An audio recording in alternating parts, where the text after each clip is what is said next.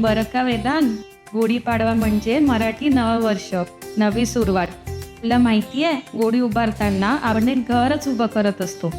घर कसं काय? आपल्या आर्किटेक्ट बाबांना विचार. ही काठी म्हणजे ना आपल्या घराचा पाया, संपूर्ण रचनेला आधार देणारा. आणि हे रेशमी अस्त्र म्हणजे आपल्या घराचं सौंदर्य. आंब्यांची पानं देतात हिरवाई आणि शुद्धता, जसं आपलं गार्डन देतं ताजेपणा. कडुनिंबाची औषधी पाने जसे आपल्या आरोग्यासाठी महत्वाची असतात, तशीच पर्यावरणपूरक घर आपल्या पृथ्वीच्या आयुष्यासाठी महत्वाचं असतं. पृथ्वी जगेल तरच आपण असलो, हो की नाही?